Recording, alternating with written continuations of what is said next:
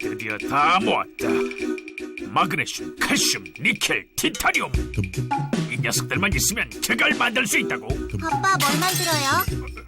아예 그런 게 있어. 사실 나르새 목걸이를 실험하다 부쉈지. 저 녀석들이 도망가면 내가 못 잡을 줄 알고. 나도 가야지. 거기서 살아! 싫어요. 금속 사총사와 구박사 부녀의 추격전. 과연 어떻게 될까요?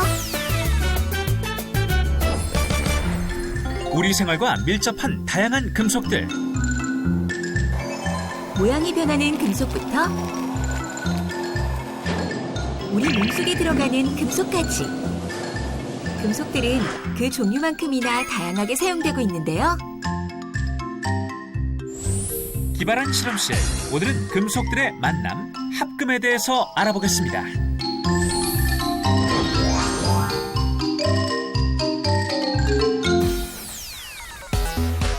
아빠, 어떤 금속들이 도망간 거예요? 마그네슘과 칼슘, 니켈, 그리고 티타늄이란다. 꼭 잡고 말 거야. 여긴 왜 왔어요? 금속들을 더 알아보러 왔단다. 교수님.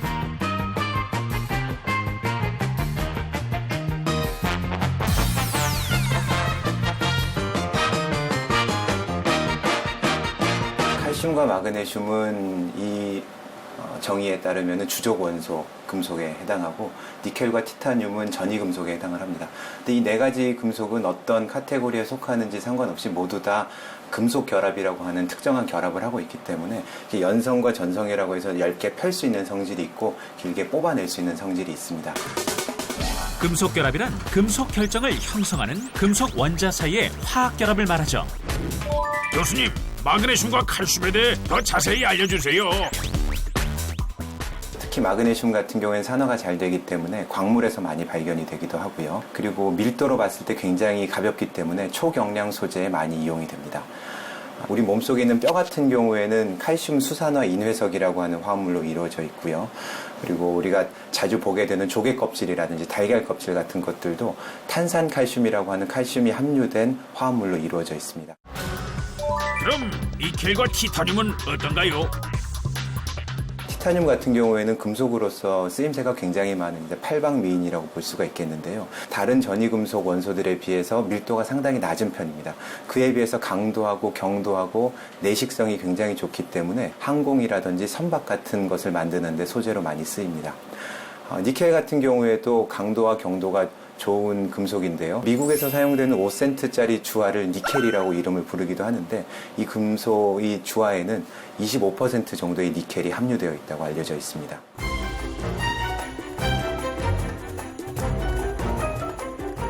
마그네슘, 칼슘, 니켈? 난 티타늄. 우리는 금속 사총사. 여기서 문제. 밀도가 가장 높은 금속은? 니켈. 산화도가 가장 높은 금속은? 정답은 칼슘. 마지막, 경도가 가장 높은 금속은? 티타늄이죠. 찾았다.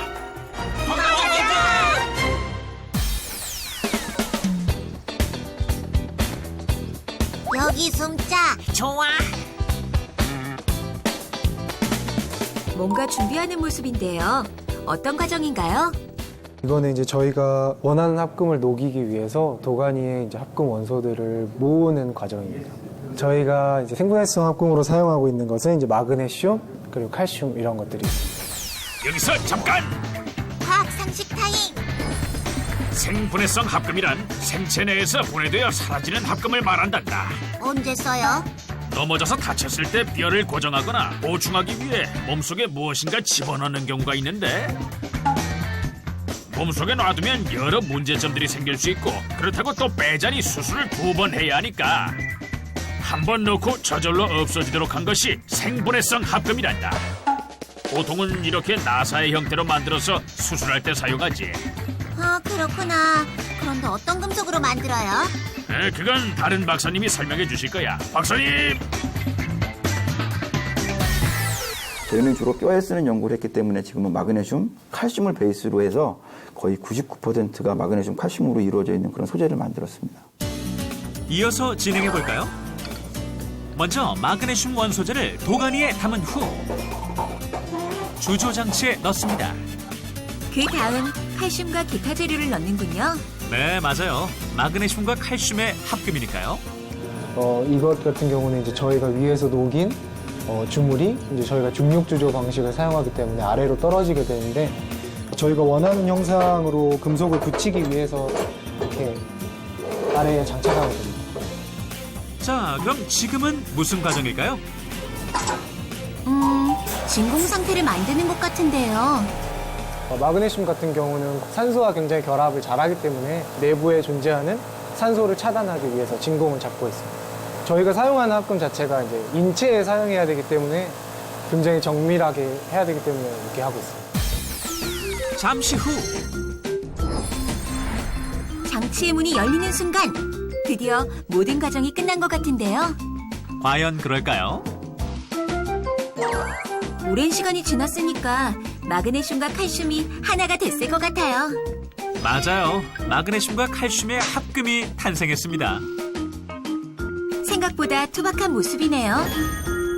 하지만 여기서 끝이 아니죠. 합금을 투박한 형태에서 깔끔한 원통형으로 가공합니다. 이번에는 어떤 과정이죠? 새로운 기계에 가공한 마그네슘과 칼슘 합금이 들어가는데요. 금속 압출 과정인데요. 틀이나 좁은 구멍으로 눌러서 밀어내는 과정으로 금속의 강도를 높여준답니다. 와, 마치 길다란 가래떡 같은 모습이네요. 이 과정은 이제 압출 과정인데 일종의 담금질 과정이라고 생각하시면 되고요.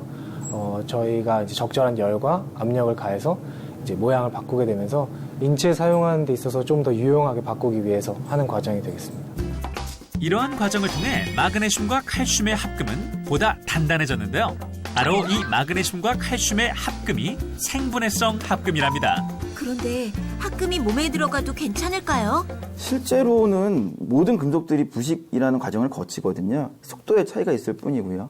마그네슘은 부식 속도로 빠른 편입니다. 그래서 산업재에 쓰기는 조금 곤란한데 이게 지금처럼 몸속에 들어가서 사라져주는 데는 훨씬 유용할 수 있을 것 같거든요. 이곳에서는 생분해성 합금으로 만든 나사를 실험하고 있는데요. 정확한 실험을 위해 인공뼈를 만들어 이용하고 있죠. 이거 같은 경우는 저희가 이 데모를 위해서 인공뼈에다가 저희가 실제로 개발한 임플란트를 집어넣어서 촬영을 위해서 이렇게 만든 거고요. 마이크로 CT 장비로 인공뼈의 내부 단층을 찍고 있는데요. 이렇게 눈으로 직접 볼 수 없는 내부 상황까지 볼 수 있답니다. 시술 결과나 시간 경과에 따른 변화 관찰도 가능하겠네요. 맞아요. 이미 임상시험도 했는데요. 사람 전에 생분해성 합금 나사의 동물 실험을 거쳤죠. 몸속에서 어떤 변화를 보이는지 관찰하기 위해 합금 나사를 토끼뼈 안에 삽입한 후 변하는 과정을 분석했답니다. 그렇군요. 임상시험 결과가 어땠나요? 약 4주 정도만 돼도 이제 나사가 조금 이제 변화가 되는 것을 볼 수가 있는데요. 8주나 16주에 지나가면서 좀 더 이제 나사들이 없어지는 걸 볼 수가 있고 한 반년 정도 지나면은 나사가 완전히 없어지는 걸 볼 수가 있습니다. 생분해성 합금 나사가 시간이 지날수록 점점 사라지는 모습 보이나요? 신기하네요. 그런데 몸속에 들어간 금속이 인체에 해롭지는 않을까요? 그래서 다른 실험을 준비했습니다. 어떤 실험인가요? 이 실험은 밑에 지하에서 주조를 한 뒤 압출 후에 동전시편으로 가공을 한 뒤에 부식 속도를 측정하는 실험인데요. 두 개의 합금 시편을 이용해 부식 속도를 비교해 보겠습니다. 하나는 기포만 생기는데 다른 하나는 정체불명의 기체가 눈에 보일 정도로 많이 발생하네요. 이렇게 너무 많은 기체의 발생은 합금 재료의 순도나 배합 문제 때문이죠. 마그네슘이나 이런 금속들이 녹게 되면요. 우선적으로는 이제 금속 이온이 나올 수가 있고요. 또 이제 금속 이온에 준해서 이제 아까처럼 수소가 발생하거나 또는 뭐 산소 이런 것들이 이제 발생할 수 있는데요. 그것들이 대부분 다 우리 몸속에 있는 것들이고요. 발생되는 수소가 갑작스럽게 많이 발생되거나 그러면 부작용이 생길 수 있어요. 그래서 그걸 이제 적절하게 우리 몸에서 알아서 배출할 수 있을 만큼만 발생하게 하는 게 사실은 이 기술의 핵심이죠. 기존에는 뼈에 분해되지 않는 금속을 넣으면 분해되지 않고 계속해서 존재하죠.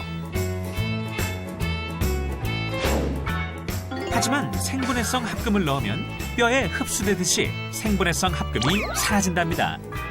그럼 뼈만 남겠네요.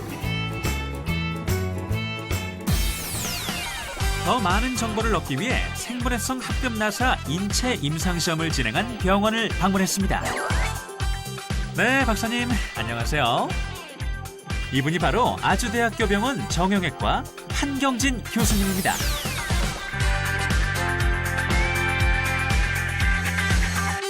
골절 고정을 할 때 수술을 한번 해야 되고, 그리고 나중에 문제가 있을 시 그 나사못을 제거를 해야 되는데, 그러면서 또 한 번 수술을 하게 되는 단점이 있고요. 그리고 그 나사못 자체가 체내에서 주변의 신경이나 힘줄을 건드릴 수가 있거든요. 그래서 환자한테 해를 끼칠 수 있기 때문에 생분해성 합금 나사는 기존 나사의 단점을 보완한 것인데요.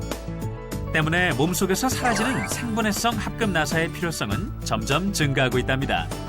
재수술이 필요 없다는 것이 가장 큰 장점일 것 같아요. 맞아요. 생분해성 합금 나사는 다양한 형태로 제작되었는데요.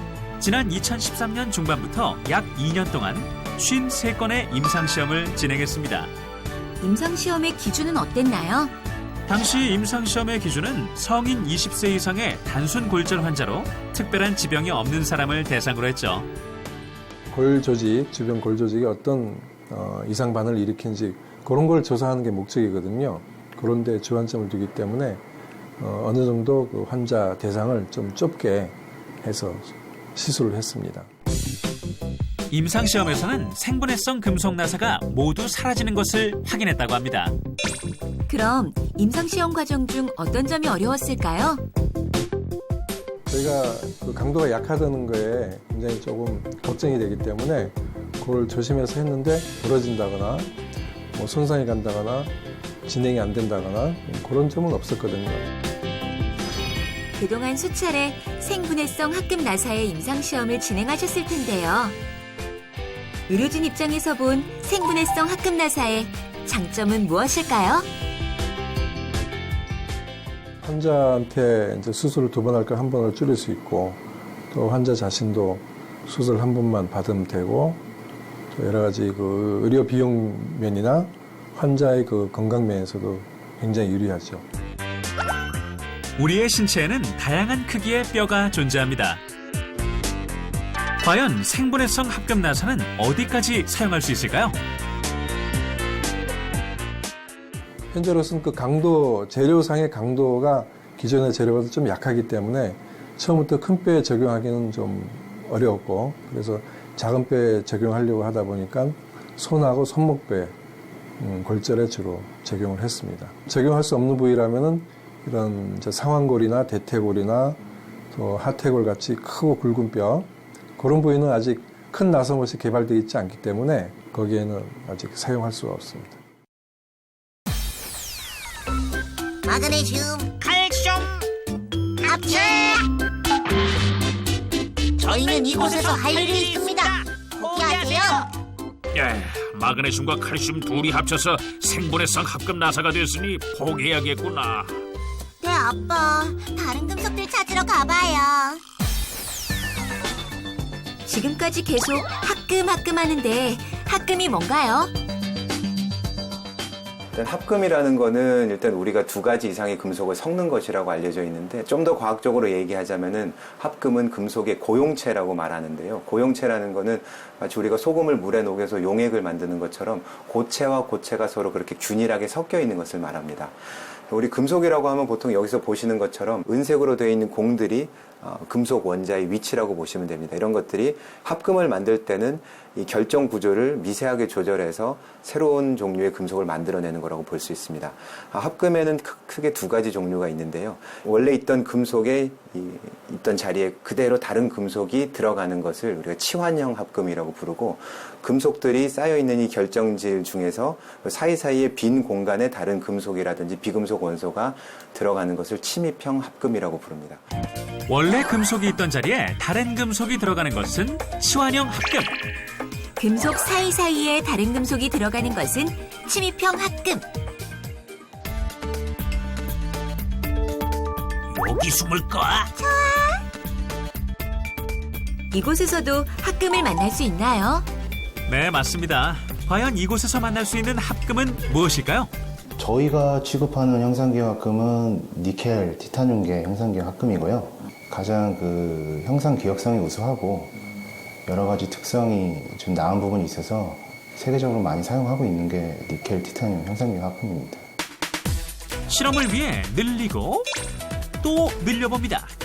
그래도 원래대로 돌아오죠? 하지만 얼음물에 넣으면 얼음물에서는 원래대로 돌아오지 않네요. 그렇습니다. 이번엔 70도씨의 뜨거운 물에 넣어볼까요?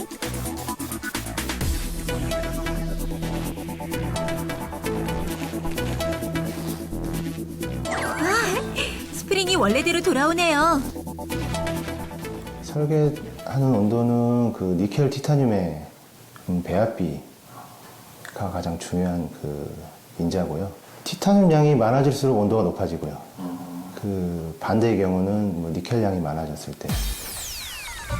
아빠, 형상 기억 합금이 뭐예요? 형상기억 합금이란 힘을 받아 모양이 변해도 특정 온도로 가열하면 원래 모양으로 되돌아가는 효과, 즉 형상기억 효과를 가진 합금이란다. 온도 설정은 어떻게 해요? 티타늄과 니켈을 어떻게 섞느냐에 따라 온도가 정해지는데, 티타늄이 많아지면 설정 온도가 높아지고 니켈이 많아지면 설정 온도가 낮아지는 거지. 아, 그렇구나. 형상기억 합금은 초탄성을 갖고 있는데요. 초탄성을 잘 살릴 수 있는 여성 속옷이나 치아 교정 장비, 온수 밸브 등에 사용되고 있답니다. 실험을 위해 하나를 골랐습니다. 부러진 뼈 고정용 형상기억 합금인데요. 어떻게 이용할까요? 뼈에 이제 파단이 있을 때 그 저희가 보통 깁스나 이런 걸 통해서 뼈가 움직이지 않게 하면은 뼈가 스스로 자가 치유를 통해서 이제 붓게 돼 있는데요. 저희 제품을 낮은 온도에서 변형을 시켜서 뼈에 장착을 한 이후에 체온에 의해서 이 형상기억금이 회복을 합니다. 그로 인해서 뼈를 이제 고정을 해주고 그것이 이제 치료에 도움을 주는 것이죠. 먼저 얼음물에서 변형을 시도합니다. 쉽게 틈이 벌어지죠. 그렇군요. 꽤 두꺼워 보이는 금속인데 쉽게 벌어지네요. 그 다음은 뼈에 장착을 하고 뜨거운 물을 부어봅니다.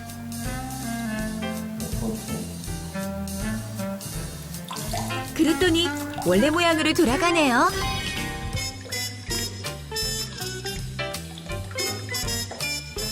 네, 뼈에 단단히 고정되어 있죠. 우 박사의 형상기억 합금 회복 실험. 형상기억 합금 실험 하나. 온수 조절 밸브에 차가운 물을 부으면 그대로 통과하죠.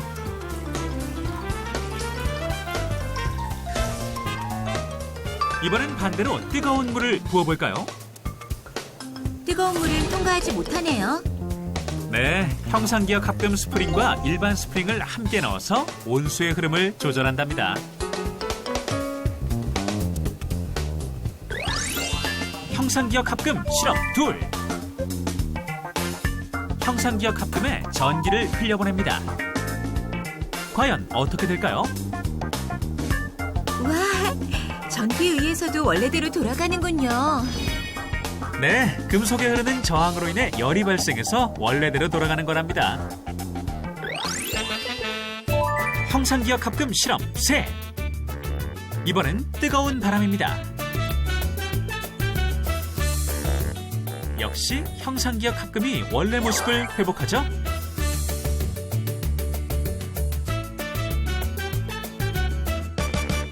지금 뭐 이제 세 가지 방법으로 이제 회복을 하는 거 보셨는데 형상기억 합금이 작동하는 데 필요한 건 오직 열입니다. 그게 물속이든 공기 중이든 그리고 뭐 전기를 사용하든 그렇기 때문에 우리가 쓰이고 있는 뭐 어느 분야에서든지 사용이 가능한 그런 소재가 될 수 있습니다. 형상 기억 합금을 니켈과 티타늄을 섞어서 만들었다고 했는데 개발할 때 어려웠던 점도 있을 것 같아요. 첫 번째는 그 용해 기술에 대한 부분이 굉장히 어려웠고 두 번째는 용해를 성공하고 나서 가공하는 데 굉장히 어려운 점이 있었습니다. 겨울에 개발을 해놨는데 여름에 해서 봤더니 상황이 완전히 달라지잖아요. 온도 자체가 상온 자체가 20도, 30도 이상 차이가 나기 때문에 작동이 틀려지는 겁니다. 그런 부분들이 좀 있었고요. 형상기억 합금은 원형 회복력이 타 소재에 비해 무려 40배 정도 높다고 하는데요. 때문에 형상기억이 필요한 제품에 많이 쓰이죠. 브레이저 와이어 같은 경우는 고객들이 이제 빨래를 할 때 빨래를 하고 나면은 그 안에 들어갔던 와이어들이 다 이제 뭐 구부러져 있다든지 변형이 있어서 고객들이 다시 모양을 잡고 이렇게 착용을 하는 경우가 있다고 들었는데 형상기억 합금으로 바뀌고 나서는 이제 그런 경우는 없다고 합니다. 그런 이제 특장점이 있는 거죠. 티타늄 합체! 저희도 이곳에서 할 일이 있습니다. 포기하세요. 아빠 집으로 돌아가요. 그래. 금속이 갖고 있는 우수한 자성 같은 걸 이용해서 우리 몸에 유용한 의약품으로 이용을 할 수 있을 것 같습니다. 형상기억 합금이 그 자동화 시스템이랄지 그 로봇 관련 분야 이런 쪽으로 사용이 이제 될 거라고 좀 예상은 되고요. 일단 기본적으로는 그 몸속에서 부작용을 일으키지 않으면서도 지금보다는 더 강도도 높고 또 늘어나는 성질인 연성도 좀 좋아지고요.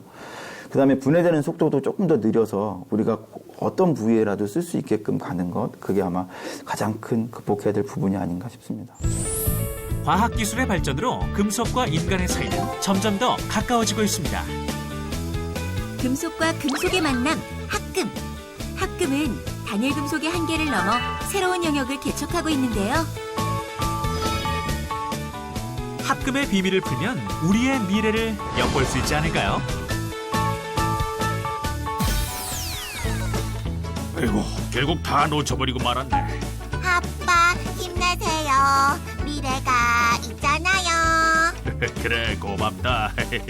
아이고, 그나저나 그걸 만들어야 하는데 어떻게 하나? 뭘 만들어? 아니야, 신경 쓸 거 없어. 당신이 아끼고 아끼던 목걸이를 실험하다가 부쉈다고는 절대 말 못하겠어. 여보, 미안해. 내가 제일 아끼는 목걸이를 다시 만든다는 거야? 갑자기 무슨 소리야? 금속들한테 다 들었어. 내 목걸이를 부수고 착한 금속들도 괴롭히다니 벌 좀 받아야겠어. 금속들아, 저 말썽쟁이 과학자를 잡으러 가자. 아이, 내가 왜 이런 꼴을!